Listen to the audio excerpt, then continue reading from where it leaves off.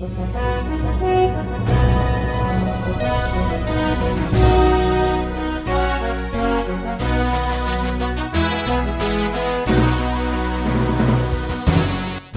bagi saudara sekalian, marilah kita siapkan hati dan pikiran kita untuk mendengarkan firman Tuhan. Kita berdoa. Damai sejahtera Allah yang melampaui segala akal, itulah yang melihara hati dan pikiranmu di dalam Kristus Yesus Tuhan kita. Amin. Jemaat yang terkasih dalam Kristus Yesus, firman Tuhan yang menjadi khotbah dalam ibadah minggu yang pertama setelah Trinitatis pada tanggal 22 Juni tahun 2025 tertulis dalam kitab Injil Lukas pasal yang ke-8 ayat 26 hingga ayat 39. Demikian firman Tuhan. Lalu mendaratlah Yesus dan murid-muridnya di tanah orang Gerasa yang terletak di seberang Galilea.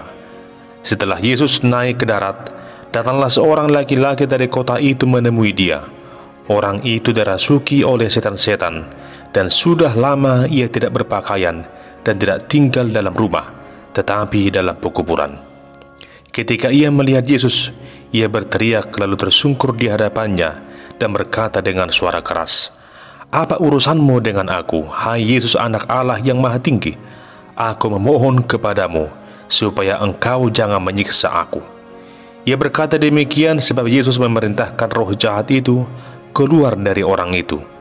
Karena sering roh itu menyeret-nyeret dia, maka untuk menjaganya, ia dirantai dan dibelenggu. Tetapi ia memutuskan segala pengikat itu, dan ia dihalau oleh setan itu ke tempat-tempat yang sunyi. Dan Yesus bertanya kepadanya, "Siapakah namamu?" Jawabnya, "Legion," karena ia kerasukan banyak setan.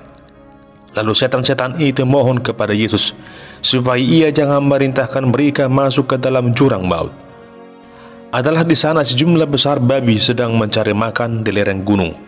Lalu setan-setan itu meminta kepada Yesus supaya ia memperkenankan mereka memasuki babi-babi itu. Yesus mengabulkan permintaan mereka. Lalu keluarlah setan-setan itu dari orang itu dan memasuki babi-babi itu. Kawanan babi itu terjun dari tepi jurang ke dalam danau, lalu mati lemas. Setelah penjaga-penjaga babi itu melihat apa yang telah terjadi, mereka lari lalu menceritakan hal itu di kota dan di kampung-kampung sekitarnya.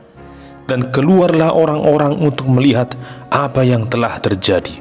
Mereka datang kepada Yesus dan mereka menjumpai orang yang telah ditinggalkan setan-setan itu duduk di kaki Yesus. Ia telah berpakaian dan sudah waras, maka takutlah mereka.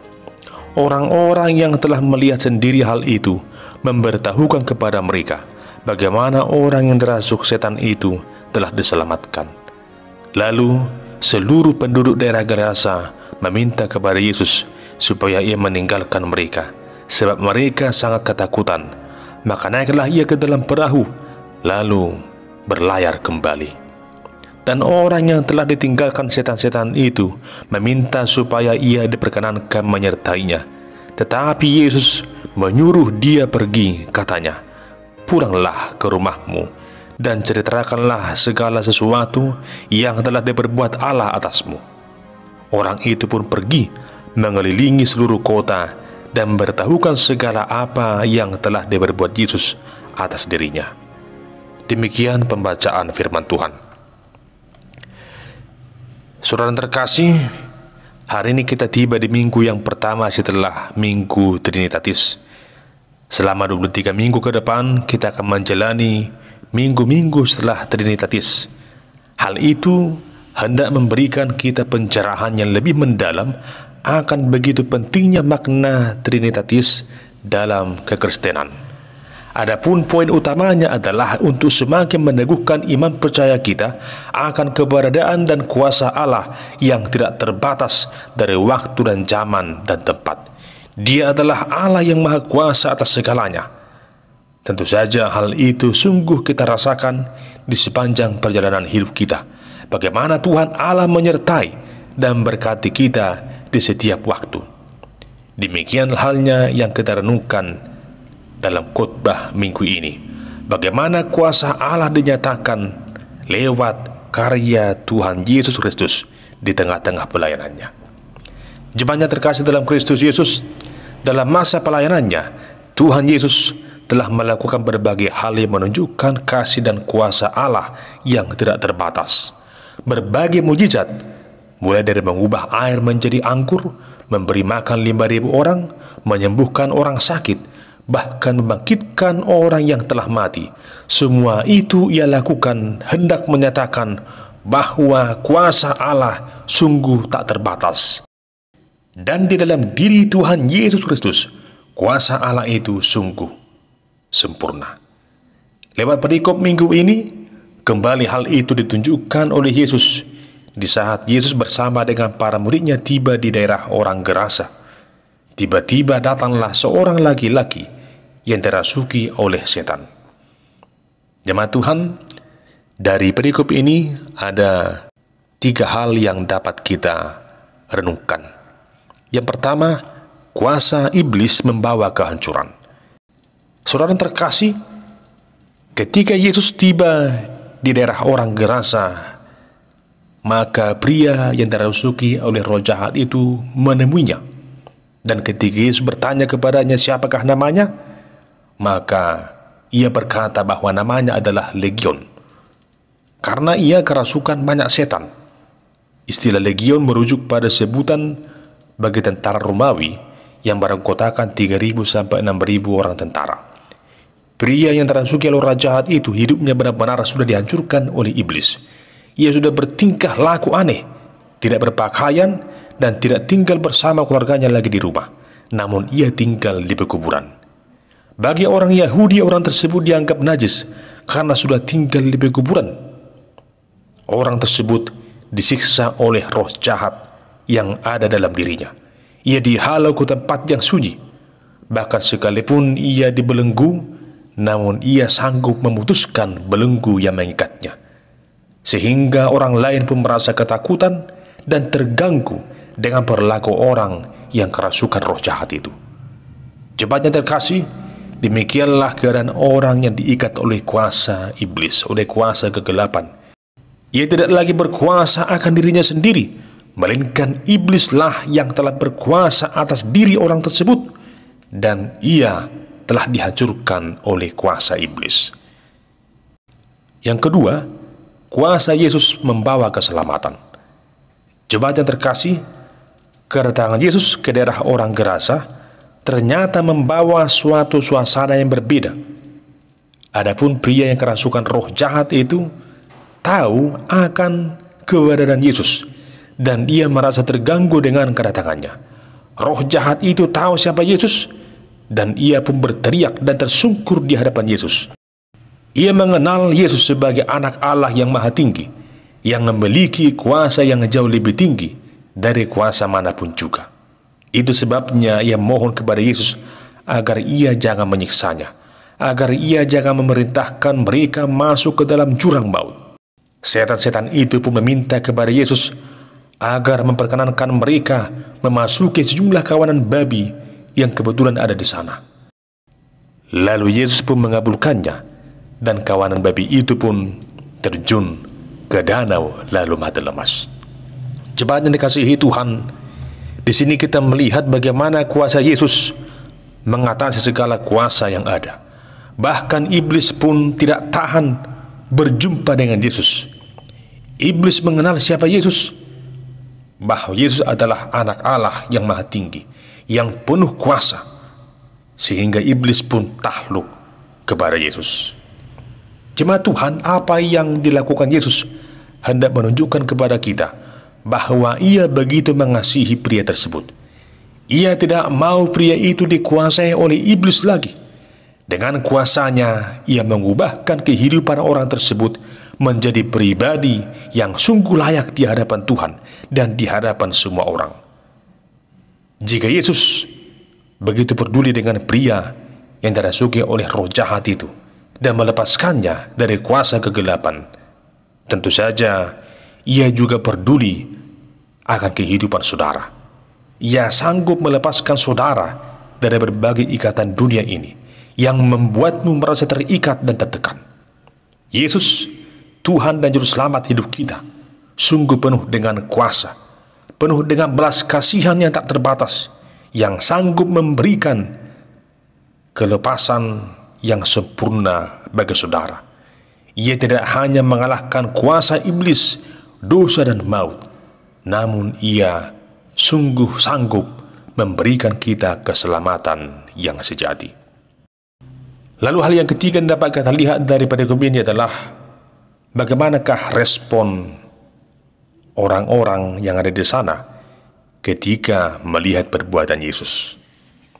Jemaat Tuhan, apa yang diperbuat Yesus menjadikan semua orang yang ada di sana menjadi takjub. Mereka heran melihat apa yang telah diperbuat Yesus, di mana Yesus telah menaklukkan kuasa iblis, mengubahkan hidup seorang yang kerasukan roh jahat sehingga benar-benar telah dipulihkan. Tentu ini merupakan suatu berita sukacita. Namun, dalam hal respon tersebut, ada dua sikap yang kita temukan di sini. Yang pertama, sikap orang-orang gerasa yang menjadi takut atas apa yang telah diperbuat Yesus. Namun, ternyata ada rasa takut yang lebih besar yang mereka miliki, yaitu rasa takut karena telah kehilangan sejumlah kawanan babi yang telah mati. Mereka lebih takut kehilangan harta daripada kehilangan keselamatan. Ada begitu banyak orang yang saat ini berperilaku demikian, merasa takut kehilangan harta dan jabatan, nama baik, bahkan segala yang ia miliki di tengah dunia ini daripada kehilangan keselamatannya, sehingga ia memilih menolak Yesus demi sesuatu yang ada di tengah dunia ini. Ada banyak orang lebih memilih harta dunia ini daripada memilih keselamatan dan kebahagiaan hidup sesamanya manusia, sehingga segala cara pun ia lakukan hanya untuk meraup keuntungan yang banyak. Bahkan melakukan hal yang jahat pun ia lakukan demi pencapaian kenikmatan dunia ini. Jemaat yang terkasih, ketika Yesus ditolak oleh orang-orang gerasa itu, ia pun tidak memaksakan dirinya agar tetap bertahan di sana. Yesus meninggalkan mereka. Artinya di sini kita melihat bahwa Yesus membawa kabar baik dan berita keselamatan. Namun hal itu tidak dipaksakan. Ia sungguh merupakan satu-satunya sumber keselamatan yang sejati. Namun ia tidak memaksakan keselamatan itu bagi orang-orang yang tidak mau menerimanya. Keselamatan itu adalah anugerah, kasih karunia, dan pemberian bagi semua orang yang bersukacita menerimanya. Keselamatan itu menjadi suatu harta yang paling berharga bagi orang-orang yang sungguh-sungguh mau percaya pada Yesus. Ia menawarkan keselamatan itu bagi setiap orang yang mau dengan sungguh-sungguh menerimanya. Namun bagi orang yang menolaknya, tentu saja mereka akan menerima upahnya, di mana mereka nantinya akan menyesal telah kehilangan sumber keselamatan yang sejati. Demikianlah perilaku orang gerasa itu. Mereka lebih mementingkan apa yang ada di tengah dunia ini daripada keselamatan yang sejati. Lalu sikap yang kedua adalah sikap dari orang yang telah dilepaskan dari roh jahat itu, di mana ia tentunya sungguh sangat bersukacita. Termasuk juga para anggota keluarganya pasti sangat bersukacita karena pria itu telah dilepaskan dari kuasa kegelapan. Lalu dikatakan dalam perikop ini bahwa pria itu meminta agar ia diperkenankan ikut bersama Yesus. Namun Tuhan Yesus menyuruhnya untuk pulang ke rumahnya dan menceritakan segala yang diperbuat oleh Allah baginya. Orang itu pun melakukan apa yang diperintahkan Yesus baginya, dengan menjadi saksi atas segala yang telah diperbuat Yesus dalam dirinya. Ia bersaksi terhadap semua keluarganya dan kepada semua orang lain bahwa Yesus sungguh berkuasa. Jemaat yang dikasihi Tuhan, saat ini ada begitu banyak orang yang mengalami situasi seperti yang dialami oleh pria dalam perikop ini. Ada orang yang benar-benar kelihatan dengan jelas dirasuki oleh roh jahat. Namun ada juga orang yang dipengaruhi oleh ikatan-ikatan okultisme. Dan juga ada orang yang tidak tampak dirasuki oleh roh jahat, namun hidupnya, perilakunya sudah dihancurkan oleh kuasa kegelapan. Kuasa dunia dengan berbagai godaan dan jerat telah mengikatnya untuk semakin jauh dari Tuhan. Dan tentunya semua itu hanya dapat dilepaskan oleh kuasa Yesus saja. Manusia tidak sanggup melepaskan dirinya sendiri dari ikatan kuasa iblis, kecuali hanya dengan kuasa Tuhan Yesus saja. Maka pada saat ini kita dituntun lewat firman Tuhan ini agar selalu percaya pada Yesus dan mengandalkan kasih dan kuasanya saja dalam kehidupan ini. Hanya kuasa Yesus sajalah yang sanggup menyelamatkan kita. Hanya Yesuslah yang sanggup mengalahkan kuasa iblis, dosa dan maut. Jika hanya karena Yesus saja yang sanggup menyelamatkan kita, maka selayaknya lah kita senantiasa berserah hanya kepadanya saja dan percaya hanya kepada Tuhan Yesus saja. Jemaatnya terkasih, kisah ini mengingatkan kita akan betapa berharganya kita di hadapan Yesus. Ia tidak mau seorang pun dari antara kita diikat oleh kuasa iblis. Tentunya, selaku orang yang percaya, kita rindu akan selalu hidup dalam tuntunan dan perlindungan kuasa Allah. Kita tidak mau jauh darinya, seperti rusa yang merindukan sungai yang berair. Demikianlah kiranya jiwa kita selalu merindukan Tuhan dan segala kehendaknya.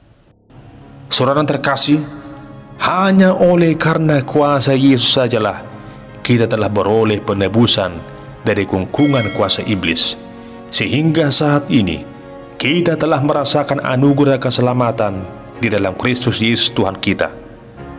Apa yang telah diperbuat Yesus menunjukkan bahwa Ia sungguh mengasihi kita. Dan selaku orang yang telah merasakan anugerah keselamatan dari Yesus, maka selayaknya lah kita bersorak-sorak memuliakan namanya, menjadi saksi kuasa dan kemurahannya, agar semua orang semakin banyak yang datang dan percaya pada Yesus. Kesaksian itu dapat kita mulai dari tengah-tengah keluarga kita, kepada orang-orang di sekitar kita, kepada banyak orang. Mari, saudara terkasih, tetaplah setia mengikut Tuhan Yesus. Jadilah saksi Kristus yang sejati, dan beritakanlah bahwa Yesus adalah Tuhan yang sungguh berkuasa atas segalanya. Dan beritakanlah kepada semua orang bahwa Yesus Kristus adalah Tuhan dan Juru Selamat hidup kita. Amin. Kita berdoa. Terpujilah Engkau ya Tuhan Yesus, Anak Allah yang Maha Tinggi, yang berkuasa atas segalanya. Tuntun kami ya Tuhan dalam naungan perlindungan-Mu saja, agar kami selalu Engkau sertai dan lindungi melawan segala kuat kuasa dunia ini. Dengan kasih kuasa-Mu sajalah kami dapat merasakan segala anugerah yang telah Kau nyatakan dalam hidup kami ini. Bagi-Mulah pujian hormat kekal sampai selama-lamanya. Amin.